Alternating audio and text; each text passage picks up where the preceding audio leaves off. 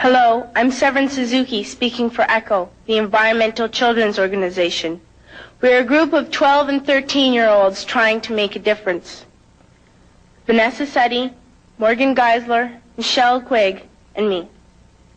We've raised all the money to come here ourselves, to come 5,000 miles to tell you adults you must change your ways.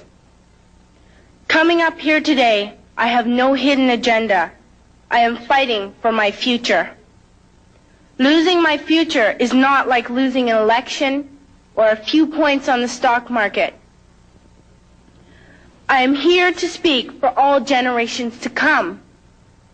I am here to speak on behalf of the starving children around the world whose cries go unheard. I am here to speak for the countless animals dying across this planet because they have nowhere left to go.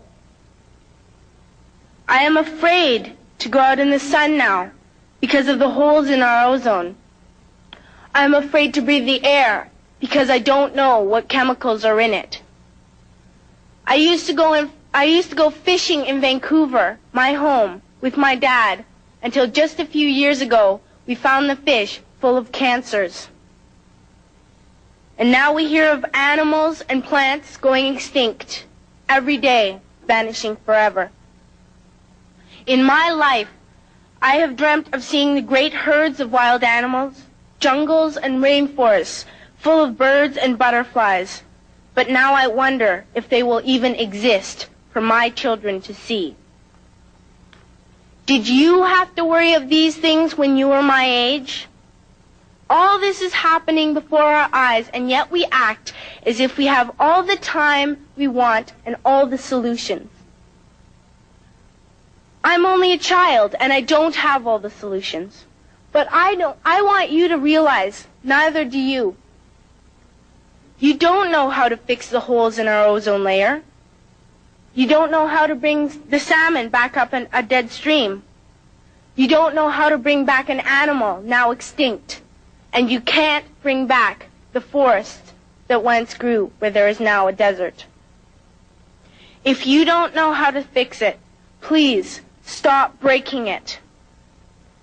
Here, you may be delegates of your government, business people, organizers, reporters, or politicians, but really, your mothers and fathers, sisters and brothers, aunts and uncles, and all of you are someone's child. I'm only a child, yet I know we are all part of a family, 5 billion strong. In fact, 30 million species strong. And borders and governments will never change that. I'm only a child, yet I know we are all in this together and should act as one single world towards one single goal.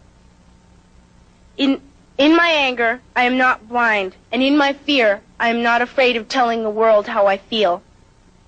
In my country, we make so much waste. We buy and throw away, buy and throw away, buy and throw away, and yet northern countries will not share with the needy. Even when we have more than enough, we are afraid to share. We are afraid to let go of some of our wealth.